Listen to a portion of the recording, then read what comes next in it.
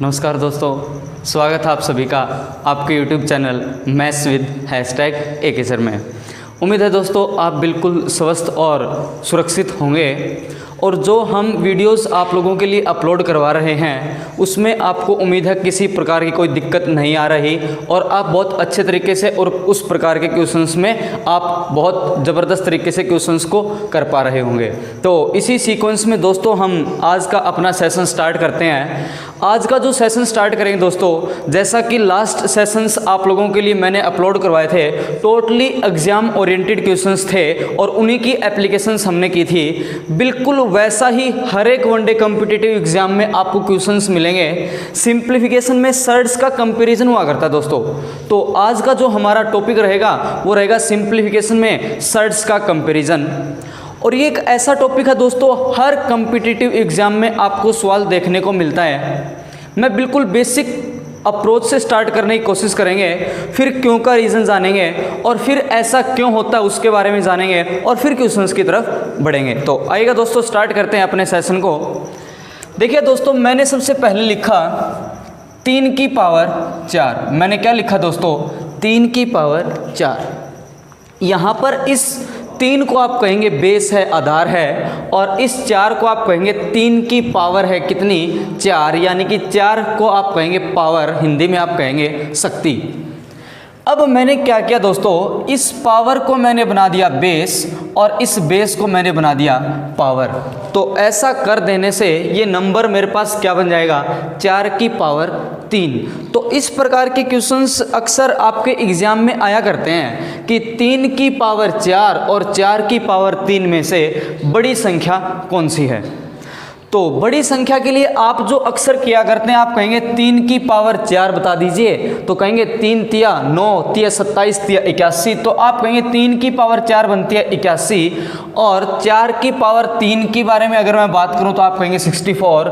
64 छोटा है तो आप ऐसे कह दिया करते हैं 3 की पावर 4 बड़ा है किससे? 4 की पावर 3 से। अब यहाँ पर तो ये पावर भी और बेस भी दोनों बहुत छोटी संख्याएं मैंने आप लोगों के लिए ली हैं।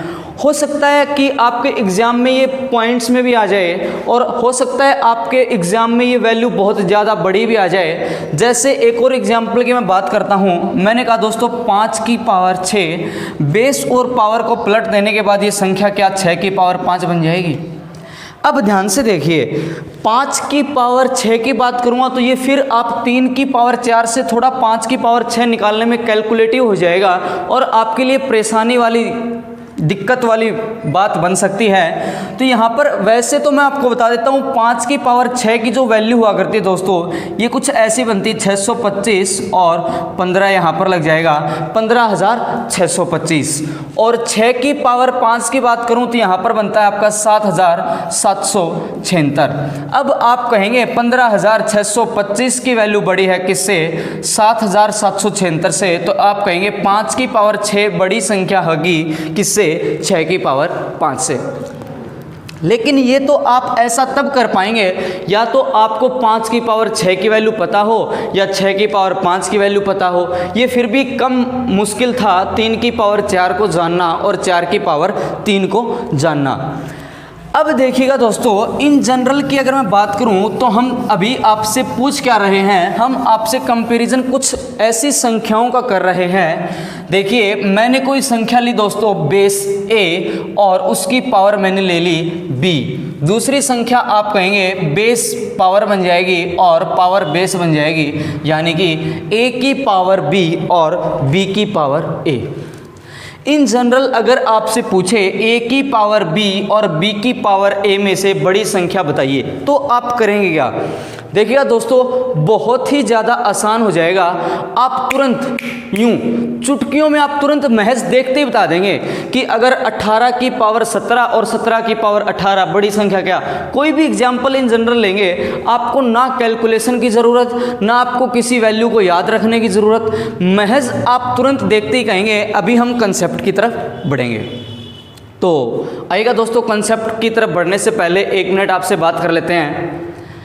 अभी तक की अगर मैं बात करता हूं दोस्तों, जो आपको मैथ्स में दिक्कत पैदा किया करता था वो कुछ ऐसी संख्याएं हुआ करती थी जैसे ई और क्या हुआ करता था अपने log। जैसे भी कहीं पर भी मैथ्स में आपको e एक्सपोनेंशियल या log की वैल्यू दिखाई दे जाया करती है तो हमें कुछ बेचैनी हो जाती है कि पता नहीं ये सिस्टम मैथ्स में कहाँ से क्या गया। तो ये आपको अभी तक दिक्कत किया करता था। आज से मैं कहता हूं दोस्तों, जो ये ई और लॉग है यही आपका क्या कर देगा, वैल्यूज़ को बिल्कुल आसान बना देगा और मैथ्स को विदाउट आपको किसी कैलकुलेशन के आपको सोल्व करवाएगा तुरंत देखते ही। कौन? ई। तो इस ई की तरफ बढ़ेंगे। अब इससे पहले मैं बता दूं दोस्तों कि ऐसा हमें बोला भी जाता और ऐसा हम जानते भी हैं कि ई और लॉग या कुछ ऐसी वैल्यूज़ हमारे तो सिलेबस में है नहीं। लेकिन मैं आपको बता दूं दोस्तों, जैसे ही ए की पावर बी अगर आपके सिलेबस में आ जाता है तो ई और लॉग आपके सिलेबस में बिल्कुल 100% बन जाता है।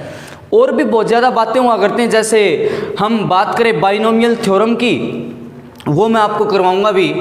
जैसे ही आप रिमाइंडर थ्योरम करते हैं तो रिमाइंडर थ्योरम से बाइनोमियल थ्योरम भी आपके सिलेबस में बन जाता है। तो कुछ पार्ट्स या कुछ सब टॉपिक्स ऐसे हुआ करते हैं जो इंटरलिंक्ड हुआ करते हैं किन्हीं बातों से।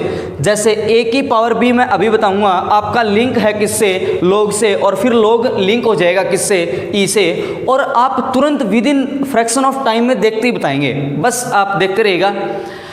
तो ऐसा करने से ना तो हम पढ़ते हैं फिर कि सिलेबस में नहीं है, और फिर जब हम चाहे बिल्कुल आप HSSC के ग्रुप डी के एग्ज़ाम में बैठें या फिर आप SSC CGL के मेंस के एग्ज़ाम में बैठें, जब एग्ज़ाम देने के बाद जब आप बाहर निकलते हैं तब आपके मन से, आपके मुंह से केवल एक ही शब्द निकलता है, पता नहीं पेपर कहाँ से आ रहा है, मैथ्स का हाई लेवल का दे रखा है। तो भाई मेरे किसी भी कम्पिटिटिव एग्ज़ाम में अगर आप बैठते हैं तो वहाँ का कोई खास जो आपका सिलेबस होता है वो मेंशन नहीं होता।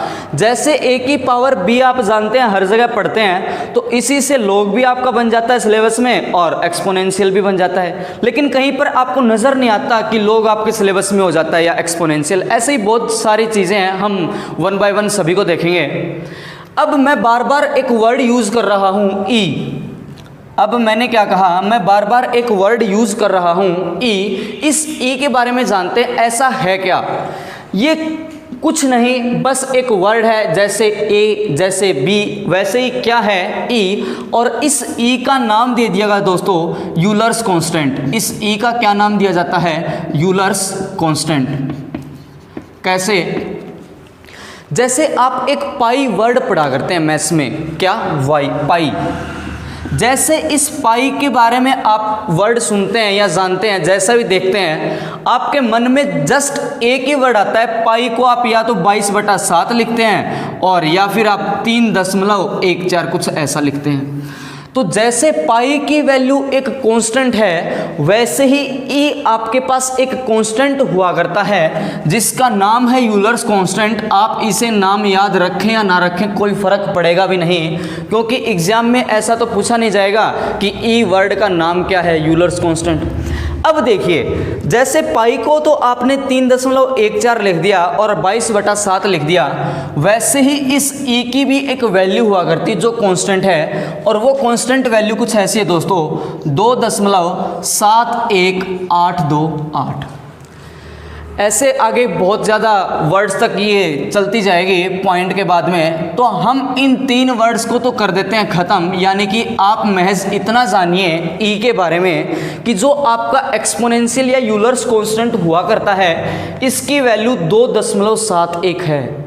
बस आप क्या जानिए, आप इतना जान लीजिए, जो यूलर्स कांस्टेंट है, जैसे पाई एक कांस्टेंट हुआ करता है जिसकी वैल्यू 3.14 है, वैसे ही ई की जो वैल्यू है कांस्टेंट वो क्या है? 2.71। महज इतना ही जानना है आपको, बस। इसके अलावा ई के बारे में आपको इस कंसेप्ट के लिए कुछ नहीं जानना।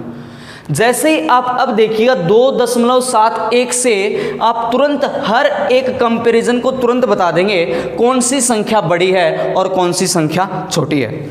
अक्सर इसके बारे में, ई के बारे में जब हम डिस्कशन कर रहे हैं तो मैं बता भी दूं, जो ई होता है इसकी सबसे ज़बरदस्त एप्लीकेशन जो अपनी पॉपुलेशन ग्रोथ के जो आपका प्रोजेक्ट हुआ करता है उसमें सबसे ज़्यादा इसका यूज़ किया जाता है ई का। और इस ई की खास बात क्या है, जब ये लॉग हुआ करता है, जो उस लॉग का जब बेस ई बन जाए तो ये लॉग ना रहकर आपका वर्ड बन जाता है नेचुरल लॉग, यानी कि लॉग नेचुरल कुछ भी बोल दीजिए। ये इसकी एक प्रॉपर्टी भी हुआ करती है।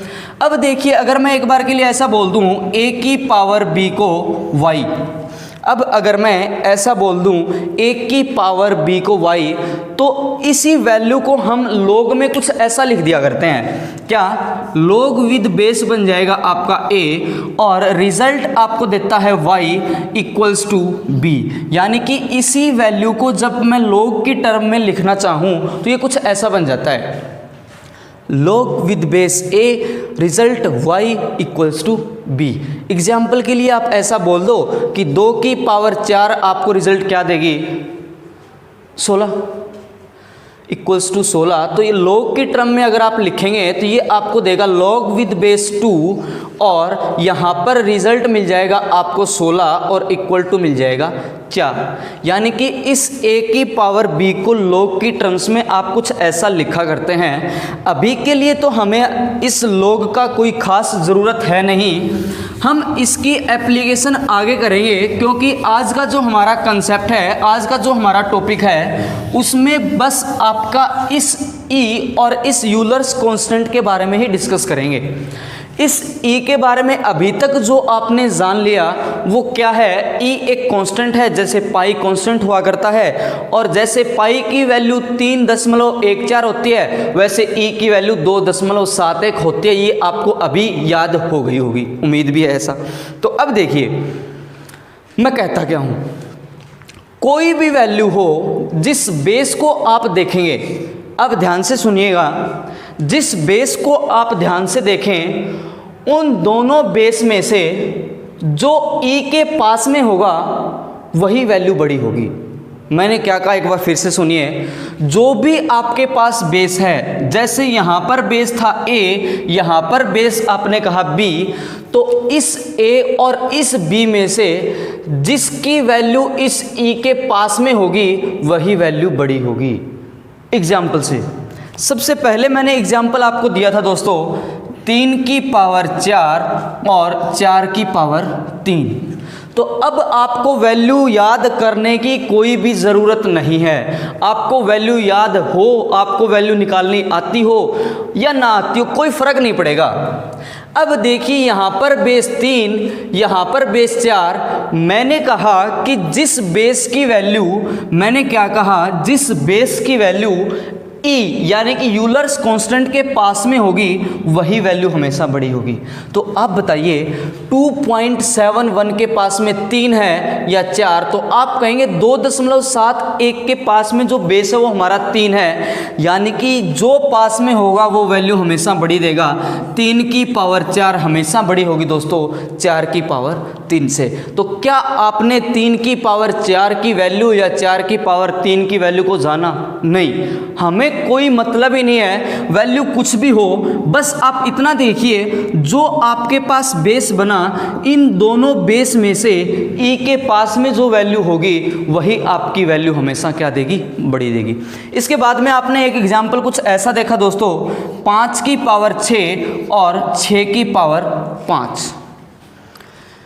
क्या अब आप बिल्कुल देखते ही तुरंत बता सकते हैं, क्या बता सकते हैं कि 5 की पावर 6 और 6 की पावर 5 में से बड़ी संख्या कौन सी? आप कहेंगे जी बेस 5 और 6 में से e के जो पास में है ना वो 5 है। 5 अगर e के बेस में तो वैल्यू बड़ी कौन सी हो जाएगी? 5 की पावर 6 बड़ी हो जाएगी। आप शायद समझ चुके होंगे कि जो e के पास में, बस आपको वो देखना है। अब देखिए, यहीं पर मैं आपको एक सवाल दिखाता हूँ, कैसे आप तुरंत कर देंगे। और ये सवाल आपके मेंस में दिखा था जी, 2017 मेंस में ये सवाल आ गया था आपको, 33 की पावर 3 बड़ी है या 3 की पावर 33 बड़ी है? बताओ, ये सवाल मेंस में आपको नज़र आया था। क्या आपको पेन या किसी नोटबुक की ज़रूरत है इसे सॉल्व करने के लिए? क्या आपको इसकी वैल्यू की ज़रूरत पड़ेगी? क्या 3 की पावर 33 क्या होगी जी? 33 की पावर 3 क्या होगी? ना, नहीं है। आप तो तुरंत देखते ही कहेंगे कि 33 और 3 में हमारे पास जो वैल्यू ई है उसके पास में 3 है, तो 3 की पावर 33 हमेशा बड़ी हो जाएगी किससे? 33 की पावर 3 से। और ये 2017 मेंस में सवाल आया भी था। अभी हम 1 बाय 1 कुछ और भी क्वेश्चंस करेंगे। बस आप इतना बता दीजिए, इससे पहले क्या आपने ऐसा कंसेप्ट कभी भी किया है? यकीन मानिएगा 100% मैं गारंटीड बोल सकता हूं कि ये कंसेप्ट जो अभी आपको बताया इससे पहले आपने कभी नहीं किया होगा। अगर आपने ऐसा जान लिया कि आप हाँ with in fraction of time में सोल्व कर पा रहे हैं, तो प्लीज़ वीडियो को शेयर मार दीजिए और वीडियो में कमेंट कर दीजिए कमेंट सेक्शन में कि आपको ये वीडियो कैसी लगी। उम्मीद है दोस्तों आप अब इस प्रकार के क्वेश्चंस को with in fraction of second में सोल्व कर देंगे। मैं आपके लिए एग्जांपल और दिखाता हूँ, देखिएगा कैसे आप तुरंत बिना पेन और बिना कॉपी के आप कैसे क्वेश्चंस को सोल्व कर देंगे, कंपैरिजन के क्वेश्चंस को। देखते रहिएगा। मैंने आपके पास एक एग्जाम्पल लिया दोस्तों, 10 की पावर 11 या 11 की पावर 10। सवाल कुछ ऐसा है, क्या है दोस्तों? 10 की पावर 11 या 11 की पावर 10, इन दोनों में से बता दीजिए कौन सी संख्या बड़ी। अगर ऐसा सवाल आपसे पूछा जाए, आप कहेंगे ई की वैल्यू क्या? ई की वैल्यू 2.71, तो 2.7 एक के पास में तो वैल्यू हमारी बनती है 10, यानी कि 10 की पावर 11 बड़ी हो जाएगी किससे? 11 की पावर 10 से। क्या आप कुछ पेन और कॉपी का यूज़ करेंगे? अगर आप समझ पा रहे हैं और आपको मज़ा आ रहा है तो प्लीज़ कमेंट सेक्शन में कमेंट करिएगा कि वीडियो आपको कैसे लगी। और कंसेप्ट तो मैं आपको गारंटीड बता सकता हूँ आज से पहले आपने नहीं किया होगा 100%। अब और क्वेश्चंस की तरफ बढ़ते हैं दोस्तों। देखिए, मैं एक और प्रैक्टिस के लिए लेता हूँ आपके लिए। मैंने कहा 2.1 की पावर 1.3 या फिर आप बताइए 1.3 की पावर 2.1। अब कोई ज़रूरी तो नहीं है कि जो सवाल बनेगा आपसे वो पॉइंट पे नहीं बनेगा जी। ऐसा तो कोई ख़ास ज़रूरत है नहीं कि 10, 11, 12, 15, 50 कुछ ऐसा ही बने। पॉइंट में भी सवाल बन सकता है। तो आप मुझे बताइए 2.1 और 1.3 और 1.3 और पावर 2.1 में बड़ी संख्या कौन सी है? अब बड़ी संख्या की बात करेंगे तो आप कहेंगे ई के पास में वैल्यू 2.1 है, तो आप कहेंगे 2.1 की पावर 1.3 संख्या बड़ी हो जाएगी किससे? इससे। अभी तक जो आपने जाना वो इतना जान लिया कि जो भी आपके पास वैल्यू होगी आप बस चेक करेंगे उन बेस में से ई के पास में बेस कौन सा है। जो बेस ई के पास में होगा वही वैल्यू बड़ी हो जाएगी। अब आप ऐसा एग्जाम्पल अपने माइंड में बना सकते हैं अगर आप कुछ मेहनत भी करते हैं या साथ साथ में पढ़ते भी हैं तो। जैसे मैंने कहा 2 की पावर 4 कर लेते हैं। मैंने क्या कहा? 2 की पावर 4 और 4 की पावर 2 बताइए। सवाल आपके पास ऐसा आप मान सकते हैं 2 की पावर 4 या 4 की पावर 2, तो आप कहेंगे दोनों की केस में यहाँ पर तो 16 बनेगा। 4 की पावर 2 भी 16 होता है और 2 की पावर 4 भी 16 होता है।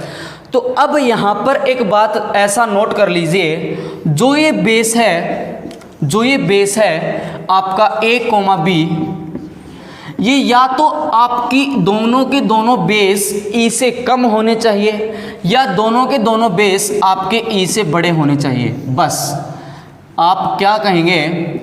आप कहेंगे कि जो आपके पास ई की वैल्यू है उस वैल्यू से या तो दोनों बेस आपके ई से कम होने चाहिए या इस ई की वैल्यू से दोनों बेस आपके बड़े होने चाहिए। तब आप क्या करेंगे? तब आप कह देंगे जो बेस ई के पास में होगा वो वैल्यू बड़ी हो जाएगी। तो अब आप कहेंगे जी अगर बेस एक ई से बड़ा हो और एक ई से छोटा हो तो क्या इसे अप्लाई नहीं करेंगे? भाई रूल जो कह दिया तो वो कह दिया। अब ऐसा नहीं है कि इस क्वेश्चन में आप ऐसा लगा देंगे, इस क्वेश्चन में नहीं लगाएंगे तो सब पे सेम ही बस बना देंगे कुछ ऐसा। अब यहाँ पर देखिए इसकी वैल्यू 4, ई की वैल्यू 2.71, क्या ई से बड़ा बेस है? यहाँ पर कहें तो ये आपका जो बेस है 2 ई से कम है, एक बेस ई से बड़ा, एक बेस ई से कम। आपको या तो दोनों कम चाहिए या दोनों बड़े चाहिए। अब आप बताइए, बड़ी संख्या को छोटी बना सकते हैं क्या? जितना आसान छोटी से बड़ी संख्या को बना सकते हैं, उतनी आसानी से आप छोटी संख्या से बड़ी बना सकते हैं, बड़ी से छोटी नहीं बना पाएंगे। तो मैं क्या करता हूँ, मैं इस 2 की पावर 4 को लिख देता हूँ 2 गुना 2। तो अब आप इसे ऐसा भी पढ़ सकते हैं 2 की पावर 2 गुना 4, यानी कि 4 की पावर 2, और ये भी तो एक्चुअल में क्या था, 4 की पावर 2 ही था। यानी कि हर एक केस में बस आपको इतना जानना है कि जो आपका बेस होंगे, जितने भी बेस होंगे, या तो वो सभी ई से बड़े हों या वो सभी ई से छोटे हों।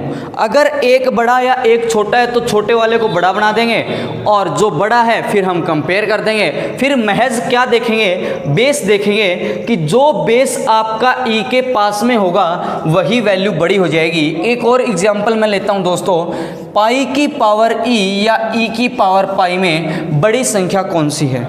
अगर मैं आपसे सवाल कुछ ऐसा पूछ लूं कि पाई की पावर ई या ई की पावर पाई में बड़ी संख्या कौन सी है, तो आप फिर कहेंगे ई के पास में। ई के पास में क्यों जाएंगे यहाँ पर जब ई ही है? तो ई जब अवेलेबल है तो ई के पास की ज़रूरत ही नहीं है, वैल्यू आपकी बड़ी हो जाएगी ई की पावर पाई, वैल्यू आपकी बड़ी हो जाएगी दोस्तों ई की पावर पाई। तो उम्मीद है इस प्रकार के क्वेश्चंस आप अब सॉल्व कर लेंगे, और ऐसा जब आप प्रैक्टिस भी करेंगे किसी बुक से या कहीं से भी, तो आप ऐसे क्वेश्चंस 100% देखने को आपको मिलेंगे ही मिलेंगे। या आप प्रीवियस ईयर एग्जाम्पल्स करेंगे जो पहले आ चुके हैं, उन पेपर्स को उठाएंगे, तब भी आपको ऐसे ऐसे क्वेश्चंस 100% देखने को मिलेंगे। और 2017 के बाद में एसएससी के मेंस में तो बहुत ज़्यादा देखने को मिलते हैं। नंबर सिस्टम से देख लीजिए, या फिर सर्च से बात कर लीजिए, या फिर सिंप्लीफिकेशन से बात कर लें। अब एक और बात कुछ ऐसी है, ध्यान से देखिए। मैंने लिखा x की पावर 1/x। मैंने क्या लिखा दोस्तों, x की पावर 1/x। ये जो वैल्यू है ना x की पावर 1/x, ये हमेशा मैक्सिमम केवल एक पॉइंट पे होगी दोस्तों, जब x बराबर हो जाएगा किसके, e के। अब इस बात को ध्यान से सुनिए, x की पावर 1/x की वैल्यू मैक्सिमम हमेशा केवल तभी होगी जब x की वैल्यू बराबर हो जाएगी e के। तो अब x ही होना ज़रूरी नहीं है, y की पावर 1/y भी मैक्सिमम तभी होगी जब y बराबर हो जाएगा e। z की पावर 1/z भी आपके पास मैक्सिमम हो जाएगा कब, जब z की वैल्यू मैक्सिमम हो जाएगी किसके, e के। मेरा कहने का मतलब ये है, जो बेस होगा यहाँ पर भी सेम वैल्यू होगी, जो ये बेस होगा यहाँ पर भी सेम वैल्यू होगी, जो बेस होगा यहाँ पर भी सेम वैल्यू होगी। ये मैक्सिमम वैल्यू से आपका मतलब क्या बना, इसके बारे में थोड़ा समझते हैं। देखिए, मैंने आपके पास एक एग्जाम्पल लिया, 3 की पावर 1/3, और मैंने यहाँ पर लिख दिया 4 की पावर 1/4। 4 की पावर क्या लिख दिया दोस्तों, 1/4। तो ये क्या उसी फॉर्म की है, x की पावर 1/x, y की पावर 1/y। ये वैल्यू मैक्सिमम तो तभी बनेगी जब x या y की वैल्यू बराबर हो जाएगी किसके, e के, यूलर्स कांस्टेंट के। इससे पहले आपने देखा कि a की पावर b हो या b की पावर a हो, जो बेस e के पास में होगा वो वैल्यू बड़ी देगी, चाहे a, b आपका लेस देन e हो या a, b आपका ग्रेटर देन क्या होना चाहिए, e। बिल्कुल सेम फंक्शन कुछ ऐसा है कि x की वैल्यू 1/x मैक्सिमम होगी जब x का मान होगा e के। तो अब ध्यान से देखिएगा, अगर मैक्सिमम e पर देगी तो क्या आप तुरंत बेस चेक कर सकते हैं। अगर x की वैल्यू e पर मैक्सिमम होगी तो आप इस बेस को देखिएगा, 3 और 4, जैसे यहाँ पर इस बेस को देखते थे a और b में जो e के पास था वही वैल्यू बड़ी थी, तो यहाँ पर भी देख लीजिएगा 3 ई के पास में है या 4, तो आप कहेंगे 3, तो वैल्यू बन जाएगी 3 की पावर 1/3 बड़ी हो जाएगी किससे, 4 की पावर 1/4 से। ये तो मैंने एग्जाम्पल लिया। अब क्वेश्चंस की तरफ बढ़ेंगे, और इस प्रकार के क्वेश्चंस मेंस के एग्जाम के पॉइंट ऑफ व्यू से तो बहुत ज़्यादा यूज होते हैं। देखिएगा क्वेश्चन आप लोगों के लिए कुछ ऐसा है, मैंने लिखा दोस्तों 2 की पावर 1/2, 3 की पावर 1/3, 5 की पावर 1/5, 6 की पावर 1/6। इसे मैंने नाम दे दिया A, इसे मैंने नाम दे दिया दोस्तों B, और इसे मैंने कुछ नाम दे दिया C, और इसे मैंने कुछ नाम दे दिया दोस्तों D। A, B और C और D, इन चारों को आपसे सवाल ने कहा कि असेंडिंग ऑर्डर में लगा दीजिए, सजा दीजिए इनको असेंडिंग ऑर्डर में। असेंडिंग ऑर्डर में यानी कि बढ़ते क्रम में आपको इन चारों को बताना है। सबसे छोटी वैल्यू, फिर उससे बड़ी, फिर उससे बड़ी, और लास्ट में सबसे बड़ी वैल्यू। तो आप देखेंगे कि बेस यहाँ पर क्या है। सबसे पहले आप क्या चेक करेंगे, बेस, या तो बेस सभी का ई से बड़ा होना चाहिए, या फिर बेस सभी का ई से कम होना चाहिए। ये जो बेस है ई से कम, ये बेस आपका ई से बड़ा, ई से बड़ा और ई से बड़ा, 3 बेस ई से बड़े। तो क्या इस बेस को भी ई से बड़ा बना दें? क्या इस बेस को भी ई से बड़ा बना दें? तो इस बेस को मैं ई से बड़ा कुछ ऐसा बनाता हूँ, देखिएगा। क्या इस 2 की पावर 1/2 को 4 की पावर 1/4 लिख सकता हूँ? 2 की पावर 1/2 और 4 की पावर 1/4 दोनों बराबर होते हैं, कैसे देख लीजिए। अगर इसको मैं कहूँ 2 की पावर 2 तो ये 4 बन जाएगा, और इसे मैं बोल दूँ 1/4 को 2 गुना 4 सॉरी 2, तो इस 2 से 2 कट जाएगा। क्या ये 2 की पावर 1/2 है? क्या ये 2 की पावर 1/2 था?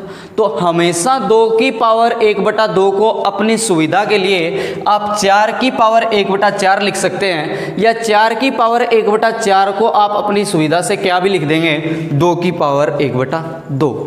अब आप कहेंगे कि आपके पास जो A है वो A बन गया दोस्तों, क्या A बन गया 4 की पावर 1/4, और B बन गया 3 की पावर 1/3, 5 की पावर 1/5, 6 की पावर 1/6।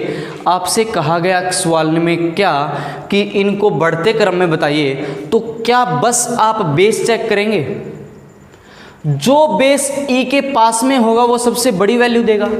बेस सबसे E के पास में क्या 3 है, तो आप कहेंगे सबसे बड़ी वैल्यू तो आपकी बन जाएगी दोस्तों क्या, B। सबसे छोटी वैल्यू जो आपके पास बेस सबसे बड़ा होगा वो बन जाएगी, तो आप कहेंगे D। फिर आप कहेंगे C, और यहाँ पर आपके पास क्या आ जाएगा, A, यानी कि सबसे बड़ा बन जाएगा आपका B, सबसे छोटा बन जाएगा D, फिर C, फिर A, और सबसे बड़ा बन जाएगा इस ऑर्डर में आपके पास B। यानी कि जो सीरीज आपकी असेंडिंग ऑर्डर में बन जाएगी दोस्तों, वो बन जाएगी D, C, A और B। इस प्रकार के क्वेश्चंस में आप मुझे बता दें कि क्या आप पेन और नोटबुक का यूज़ करेंगे? बिल्कुल नहीं। क्या आपको पावर याद होनी चाहिए, या फिर आप कुछ ऐसा रट्टा लगाएंगे 8 की पावर 15 या कुछ किसी की पावर कुछ क्या होती है, क्या आप याद करें? कुछ सवाल में पूछ ले कुछ, तो कुछ भी पूछ लीजिए, आप तो तुरंत देखते ही कह देंगे। जो वैल्यू E के पास में होगा, जो बेस E के पास में होगा, वही वैल्यू आपकी क्या देगी, बड़ी देगी। तो 1-2 सवाल और करते हैं दोस्तों, आइएगा। अगला सवाल आपके लिए कुछ ऐसा है, देखिए मैंने सवाल लिखा 2 की पावर 1/20, 3 की पावर 1/30 और 5 की पावर मैंने लिख दिया 1/50। इसका नाम दे दिया दोस्तों मैंने A, इसका नाम दे दिया दोस्तों मैंने B, और इसका नाम दे दिया मैंने C। सवाल ने कहा कि इन्हें फिर से इंक्रीजिंग ऑर्डर में लगाइए, बढ़ते क्रम में लगाइए। 2 की पावर 1/20, 3 की पावर 1/30, 5 की पावर 1/50। तो अब ध्यान से देखें तो आप कहेंगे कि ये x की पावर 1/x नहीं बना, ये y की पावर 1/y नहीं बना, ये z की पावर 1/z नहीं बना, तो हम x इक्वल्स टू ई पे मैक्सिमम कैसे कर देंगे, y इक्वल्स टू ई पे मैक्सिमम क्या कर सकते हैं, क्या z इक्वल टू ई पे ये वैल्यू मैक्सिमम हो सकती है क्या? ऐसा तो नहीं होगा, क्योंकि हमने तो कहा था जी x की पावर 1/x होगा तभी x इक्वल्स टू ई पे मैक्सिमम वैल्यू देगी, लेकिन यहाँ पे तो कुछ सवाल ऐसा है नहीं। तो फिर क्या करिए, फिर आप यहाँ से HCF को तो निकाल सकते हैं और LCM को घुसा सकते हैं। आप दो बातें कर सकते हैं। आप क्या करेंगे, जब भी LCM आप निकालें और HCF को आप डाल दें तो आपकी चीज़ों पर कोई फर्क नहीं पड़ेगा, बस देखते रहिएगा। क्या यहाँ पर 1/10 ऐसे लिख सकता हूँ, 1/2 गुणा 10? क्या यहाँ पर ऐसा लिख सकता हूँ 1/3 गुणा 10? और यहाँ पर मैं ऐसा लिख सकता हूँ 1/5 गुणा 10? ऐसा कर सकते हैं। अब देखिए यहाँ पर भी 1/10 है, यहाँ पर भी 1/10 है, यहाँ पर भी 1/10 है, तो जब तीनों जगह 1/10 है तो 1/10 को हटा दीजिए, कोई फर्क नहीं पड़ेगा। तो हटाने के बाद ये बन जाएगा आपके पास 2 की पावर 1/2, ये बन जाएगा 3 की पावर 1/3 और ये बन जाएगा दोस्तों 5 की पावर 1/5। ऐसा बनने के बाद आप कहेंगे x की पावर 1/x, y की पावर 1/y और z की पावर 1/z आपने बना लिया। तो क्या आप अब देखते ही बताएंगे, इसको तो आप तुरंत कहेंगे जी 4 की पावर 1/4 है, तो सबसे बड़ी वैल्यू आपकी बनेगी b, सबसे छोटी बनेगी आपके पास c और बीच में बन जाएगा आपके पास क्या, a, यानी कि इंक्रीजिंग ऑर्डर में आपका कुछ ऐसा बन जाएगा c, a और b। अब थोड़ा ध्यान से देखिए, क्या आप तुरंत देखते ही सोल्व कर देंगे इस प्रकार के क्वेश्चंस को? बस आपको नज़रों के साथ खेलना है, आपको ना पेन की ज़रूरत ना आपको नोटबुक की ज़रूरत, बस नज़रों से खेलिएगा, आप तुरंत कर देंगे। लेकिन खेलें तो आप बस इन्हीं क्वेश्चंस के साथ खेलें, कहीं और ऐसा खेल खेलेंगे तो दिक्कत हो जाएगी। ऐसा आपको नहीं करना, कहीं कुछ ऐसा बोल दो कि कहीं पे भी खेल लें, तो आप इसी प्रकार के क्वेश्चंस में खेलेंगे तो आपके लिए बेनिफिट रहेगा, आप तुरंत सॉल्व भी कर देंगे। अब मैं आपको ऐसा बताऊंगा कि LCM को अंदर डालने से और HCF को बाहर निकालने से कोई इफ़ेक्ट क्यों नहीं पड़ता। तो देखिएगा दोस्तों, मैंने लिखा 2 की पावर 1/2, फिर मैंने लिखा 3 की पावर 1/3, 2 की पावर 1/2, 3 की पावर 1/3। मैंने आपसे पूछा कि इनमें से बड़ी संख्या क्या है, तो एक बार के लिए मुझे इतना बताइए, यहाँ पर 1/2 है, यहाँ पर 1/3 है, इस 2 और इस 3 का LCM 6 बन जाएगा। यहाँ पर भी अगर मैं 6 से गुणा कर दूँ, यहाँ पर भी मैं अगर 6 से गुणा कर दूँ, तो ये रिजल्ट आपका कुछ ऐसा बन जाएगा क्या, 2 की पावर 3 और 3 की पावर क्या बन जाएगा दोस्तों, 3 की पावर क्या बन जाएगा, 2 बन जाएगा। तो 2 की पावर 3 आप कहेंगे क्या बन जाएगा, 8 और 3 की पावर 2 आप कहेंगे क्या बन जाएगा, 9। 9 आपका बड़ा होता है किससे, 8 से। तो आप चाहे LCM से गुणा करा दीजिए, या अब अगर आप इस 6 को निकालेंगे तो क्या आप HCF को बाहर निकाल देंगे, तो अगर अब इसको बाहर कर देंगे तब भी तो कोई फर्क नहीं पड़ेगा। यानी कि LCM को इनसाइड और HCF को आउटसाइड करने से हमारे जो आपके पास नंबर्स हैं उन नंबर्स के कंपैरिजन पे कोई असर नहीं पड़ेगा। अब देखिए एक और एग्जाम्पल लेता हूँ। अगर आपको किसी भी पॉइंट पे डाउट लगे तो दोस्तों आप कमेंट सेक्शन में ज़रूर कमेंट करिएगा, क्योंकि बहुत ज़्यादा इम्पोर्टेंट टॉपिक हैं आपके एग्ज़ाम के पॉइंट ऑफ व्यू से। तो आइए दोस्तों एक और सवाल लेते हैं। 2 की पावर 1/5, 3 की पावर 1/3, 5 की पावर 1/2। तो आप जैसे ही इस सवाल को पढ़ेंगे तो आप पाएंगे x की पावर 1/x भी नज़र नहीं आया, y की पावर 1/y भी नज़र नहीं आया और z की पावर 1/z भी नज़र नहीं आया। तो फिर आप इस LCM से गुणा करा दीजिए, किसके, 5, 3 और 2, LCM बनेगा 30। तो यहाँ पर भी 30 से गुणा करा दूँ, यहाँ पर भी 30 से गुणा करा दूँ, यहाँ पर भी अगर मैं 30 से गुणा करा दूँ तो क्या कोई फ़र्क पड़ेगा? जिससे इससे पहले हमने देखा 6 से गुणा कराया तब भी कोई फ़र्क नहीं पड़ेगा और 6 को बाहर निकाल लेंगे तब भी कोई फ़र्क नहीं पड़ेगा। तो यहाँ पर ये बन जाएगा आपका 2 की पावर क्या 15, कितना बन जाएगा दोस्तों 2 की पावर 6 बन जाएगा। ये बन जाएगा आपका 3 की पावर कितना 10 और ये बन जाएगा 5 की पावर कितनी 15।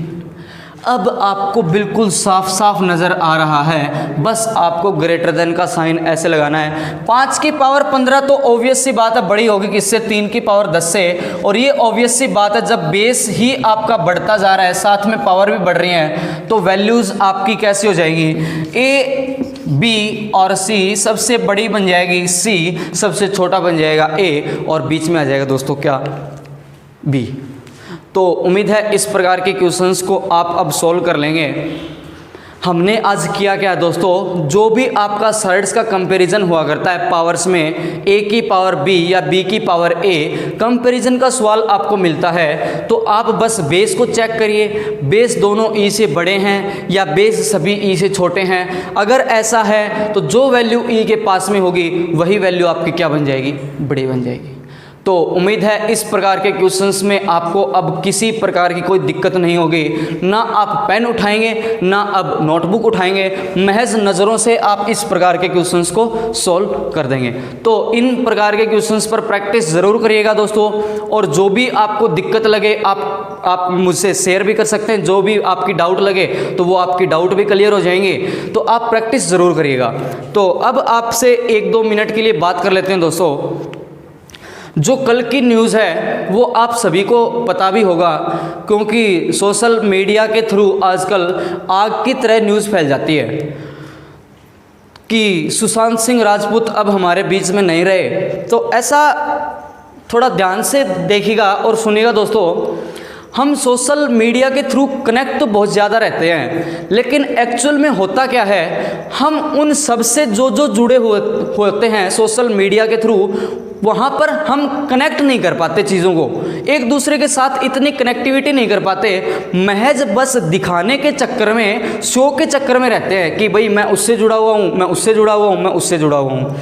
असल ज़िंदगी के बारे में अगर हम बात को समझे ना तो ऐसा पाएंगे कि हम अपने बिजी लाइफ में इतना रहते हैं कि किसी दूसरे के प्रति हमें कोई मतलब ही नहीं रह जाता कि कोई क्या कर रहा है, कोई क्या परेशान है। उस टाइम तक तो आप उसकी परेशानी भी नहीं समझते, हम कोई नहीं समझते, लेकिन उसकी डेथ के बाद हम ऐसा बिल्कुल बुरी तरह से लग जाते हैं, भाई रेस्ट इन पीस, ऐसे वैसे ऐसे वैसे कुछ कुछ बोलते रहते हैं। तो इससे तो ज़्यादा हमें और खुशी तब मिलेगी जब हम एक दूसरे की जो आपकी प्रॉब्लम्स हैं उनको पहले ही सॉर्ट आउट कर लें। तो दोस्तों बात का कहने का मतलब कुछ ऐसा है कि आप हमेशा जो अपने दोस्त हैं या अपने जो नियर वन डियर वन हैं उनसे कनेक्टिविटी बनाए रखिएगा, और उनकी जो प्रॉब्लम है वो अगर आपके साथ शेयर करें ना तो उसकी बातों का मजाक तो कभी ना बनाइएगा, कभी भी। और दूसरी बात ये कि आप जब ये सुसाइड की तरफ बढ़ते हैं तो ये क्या आपका डिसीज़न बिल्कुल ठीक रहता है क्या? ये बिल्कुल ठीक नहीं रहता, क्योंकि हमें तो अपने लिए मरने का हक खुद को भी नहीं है, क्योंकि बनाने वाला और जन्म देने वाला केवल दो ही हैं, एक माँ है दोस्तों और एक भगवान है। तो जब बनाने वाले और जन्म देने वाले भगवान और माँ हैं तो हमें मृत्यु देने वाले भी वही हो सकते हैं। तो अगर आप इतना बुरा सोच भी लेते हैं ना तो आप अपनी माँ के पास जाके बोलिएगा कि ऐसे ऐसे बात है, मुझे मार दो। हमें खुद को ऐसा कुछ करने के लिए कोई खास ऐसी वजह होनी भी नहीं चाहिए, और हमें करना भी नहीं चाहिए, बिल्कुल गलत बात है ये। और दूसरी बात कुछ ऐसी दोस्तों, ये जो आपका जो हमारा डिसीजन रहता है इस पॉइंट पे किसी भी प्रॉब्लम के लिए, तो आपको ये लगेगा कि मैं बहुत खुशी से रह रहा हूँ, मेरे पास कोई दिक्कत नहीं है, मैं अपने से बड़े की तरफ देख के लगेगा कि वो देखो कितने अच्छे तरीके से जी रहा है, उसकी कोई दिक्कत नहीं है। दिक्कत हर एक मनुष्य के जीवन में आती ही आती हैं, ऐसा कोई मनुष्य आपको दिखाई नहीं देगा जिसकी लाइफ में प्रॉब्लम्स ना आए। तो प्रॉब्लम्स को सॉर्ट आउट करने का जरिया निकालिए, तरीका निकालिए। हो सकता है भगवान आपका जो आप ये डिसीज़न लेते हैं और आप मर जाते हैं, 1 घंटे के बाद हो सकता है भगवान आपको बिल्कुल उस प्रॉब्लम से सॉर्ट आउट करने का लिए रास्ता निकाल लिया हो। फिर किसके लिए निकालेंगे? और दूसरी बात दोस्तों, ये जो आपका जो माइंड, हमारा जो माइंड होता है, ये मैक्सिमम 5 से 7 मिनट के लिए ही इतना गलत सोचता है। अगर हम उस टाइम को निकाल देंगे तो उस टाइम के बाद में हम शायद उस प्रॉब्लम को खुद से भी सॉर्ट आउट कर सकते हैं। तो इस प्रॉब्लम को सॉर्ट आउट करने के लिए मैं आपको एक उपाय भी बताता हूं दोस्तों। अगर आपके आसपास में या आपके नियर वन डियर वन या आपके कोई फ्रेंड भी आपको कुछ ऐसा बोलते हैं या आपको लगता है कि भाई नर्वस हैं या कुछ ऐसा है, तो आप उसे भी बताइएगा कि अपने मुंह को 2 मिनट तक बंद रखिए और अपनी नाक को बंद कर लीजिएगा 2 मिनट तक ऐसे। जब आप अपनी नाक को और अपने मुंह को 2 मिनट तक बंद रखेंगे तो उस 2 मिनट के बाद में आप पाएंगे कि अगर पैसे की दिक्कत है, पैसे के लिए दिक्कत है, तो आप कहेंगे भाड़ में जाइए पैसा, मुझे तो अपनी ज़िंदगी प्यारी है। उस 2 मिनट के बाद में आप 100% ऐसा कहेंगे। अगर किसी और प्रॉब्लम से आप ग्रस्त हैं या आपको कोई और प्रॉब्लम फेस कर रहे हैं तो भी आप उस प्रॉब्लम को साइड में कर देंगे और आप कहेंगे प्रॉब्लम जाओ भाड़ में, भाई मुझे तो जीना है। तो दोस्तों ऐसा ज़रूर करिएगा। और मैं फिर ऐसा कहता हूं कि ऐसा डिसीज़न तो कभी मत लीजिएगा, क्योंकि आपके जाने के बाद न जाने कितने ऐसे आपके प्यारे रह जाते हैं जो कि जी कर भी मरे हुए हो जाते हैं, उनके लिए कुछ सहारा नहीं रह जाता। आप पता नहीं कितने लोगों का सहारा होते हैं। तो ऐसा डिसीज़न प्लीज़ आप भी ना लीजिएगा, ना किसी को आसपास में लेने दीजिएगा। प्रॉब्लम्स को सॉर्ट आउट करने की हमेशा कोशिश करिएगा। फिर भी अगर कोई दिक्कत हो तो आप मुझसे भी संपर्क कर सकते हैं, मैं आपके लिए हमेशा अवेलेबल रहूँगा। और फिर भी मैंने आपको एक उपाय बताया, ये आपका 100% कारगर साबित होगा। अगर कोई पड़ोस में या नियर वन डियर वन ऐसा होता है तो आप उसको सुझाव दे दीजिएगा। अपने मुँह, नाक और आँख को बंद करने के बाद 2 मिनट तक रोक लीजिएगा। आपकी प्रॉब्लम चाहे कुछ भी हो, आप 2 मिनट बाद कहेंगे कि प्रॉब्लम तो सोल्व होती रहेंगी, मुझे जीना है बस। तो आज के सेशन को यहीं पे समाप्त करते हैं दोस्तों। अगले सेशन में बहुत इंपॉर्टेंट टॉपिक के साथ फिर मिलेंगे। तो धन्यवाद दोस्तों, नेक्स्ट क्लास में फिर मिलेंगे। God bless you all. जय हिंद।